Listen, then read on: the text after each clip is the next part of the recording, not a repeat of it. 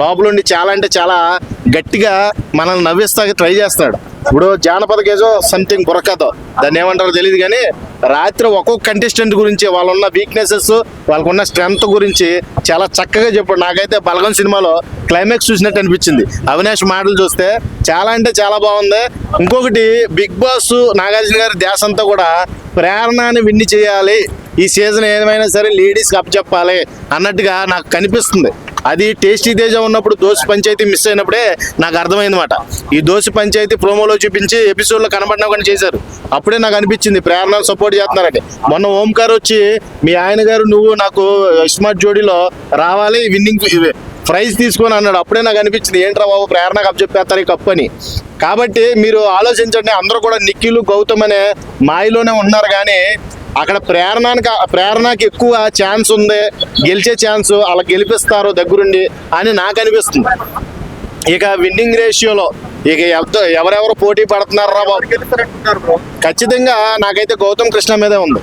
గౌతమ్ కృష్ణకి ఎందుకంటే పాజిటివిటీ బాగా క్రియేట్ చేసింది జనం. ఒక యూట్యూబర్, అది కూడా మన బెంగళూరులో యూట్యూబర్స్ చేసిన పని వల్ల, వాళ్ళ సెల్ఫ్ క్యాంపెయిన్స్ వాళ్ళ కాలేజీల్లో చేయడం వల్ల నిఖిల్ గురించి, ప్రేరణ గురించి, పృథ్వీ గురించి సెల్ఫ్ క్యాంపెయిన్స్ ఎప్పుడైతే స్టార్ట్ అయినాయో అప్పటి నుంచి కూడా మనం కూడా సెల్ఫ్ క్యాంపెయిన్ చేయాలి మన తెలుగులకి అనే బజ్ బాగా క్రియేట్ అయింది. అది వన్ అండ్ ఓన్లీ గౌతమ్ మీద చాలా ఎక్కువగా ఉంది. అంటే ఇప్పుడు రాను బిగ్ బాస్ ఓటింగ్ మొత్తం రాజకీయాల ఓటింగ్ ఇంకా యాజ్ ఇట్ ఈస్ గా మారినట్టే ఇదంతా కూడా.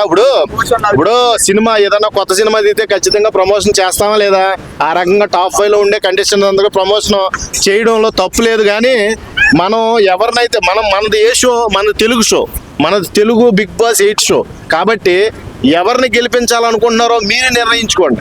అర్థమైందా? ఉన్న వాళ్ళందరూ కూడా టాప్ కంటెస్టెంట్సే, ఎవరు కూడా ఎవరిని ఇబ్బంది పెట్టలేదు. అందరూ కూడా వాళ్ళు ఆడవలసినంత ఆట ఆడారు.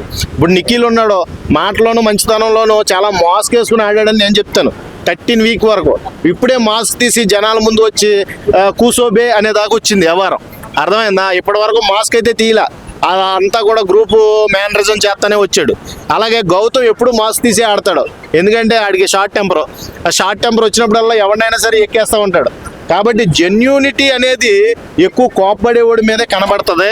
ఆ కోపం ఎవరు కరెక్ట్గా ఉన్నారో మీకు తెలుస్తుంది. వాళ్ళని చూసే మీరు ఎంచుకోండి. ఎవరైతే టైటిల్ విన్నర్ అవ్వాలనుకుంటున్నారో వాళ్ళనే చూస్ చేయండి.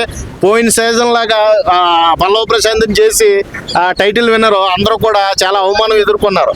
కనీసం ఇంటర్వ్యూ ఇవ్వడానికి కూడా చెత్త సీన్ చేశాడనమాట మనోడు పల్లవ ప్రశాంత్. అలా కాకుండా మీరు ఎవరినైతే ఎంచుకుంటున్నారు ఈసారి మనకు సపోర్టెడ్గా, మన మీడియా వాళ్ళకి సపోర్టెడ్గా ఉండే వాళ్ళని, ప్రజలకి బాగా నచ్చే వాళ్ళని ఎంచుకుంటే మంచిదని ఈ టైటిల్ విన్నర్ నా ఉద్దేశం. ఓకే అన్న, నబిల్ ఎందుకు టాప్ 2 లో లేరంటారు?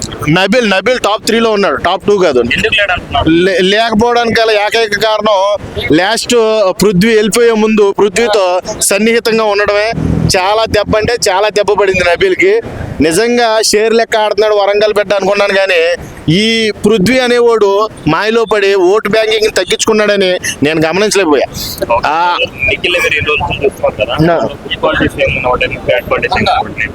బ్రో, గుడ్ క్వాలిటీస్ అంటే నిఖిల్ అసలు ఆల్వేస్ గుడ్, నేను కాదంట్లా. మాస్క్ తీయలేదు, వీళ్ళ గ్రూప్ గేమ్ ఆడి ఆ మాస్క్ ని అలా వదిలేశారు.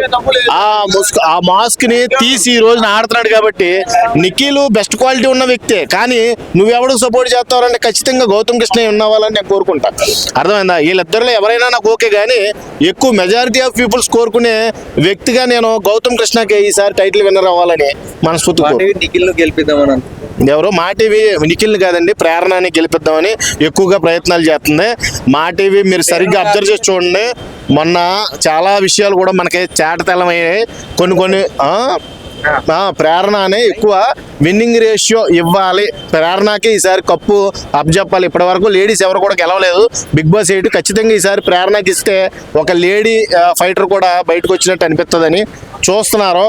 కొన్ని ప్రోమోలు కట్ చేసినప్పుడు అర్థమవుతుంది, కొంతమంది వ్యక్తులు లోపలికి వెళ్ళి ప్రమోషన్ చేసినప్పుడు అర్థమవుతుంది. ఖచ్చితంగా ఇప్పుడు నీకు స్మార్ట్ జోడీ గురించి క్యాంపెయిన్ లోపల ప్రమోషన్కి వెళ్ళాడు ఓంకార్ అన్న. వెళ్ళినప్పుడు అందరూ కూడా వేరు పిచ్చి కారణాలు చెప్పాడు. నబీల్ ఒక్కడే నువ్వు దొంగ నీ క్యారెక్టర్ అంటే నువ్వు ఎవరిని దోచుకుంటావు అంటే స్మార్ట్ జోడీకి వచ్చి ప్రజలందరూ మనసును దోచుకుంటానని చాలా క్లారిటీగా చెప్పాడు. అసలు ఏమీ చెప్పన మన ప్రేరణను మట్టికి నువ్వు మీ హస్బెండ్తో నా షోకి రావాలి అంటే అర్థమైందా మీకు అక్కడ మీరు విన్ అయ్యి ఆ కప్పించుకొని మీ ఇద్దరు కూడా నా షోకి రావాలి అని మనకు ఒక ఇంటి దొరికినట్టే ఓంకారాన్నతో దాన్ని బట్టి చూస్తే నాకు తెలిసి ఎక్కువగా ప్రేరణానికి ఇవ్వడానికి చాలా అంటే చాలా ప్రయత్నాలు చేస్తున్నారు ఆ ప్రయత్నాలు ఎక్కడ వరకు వస్తాయో చూద్దాం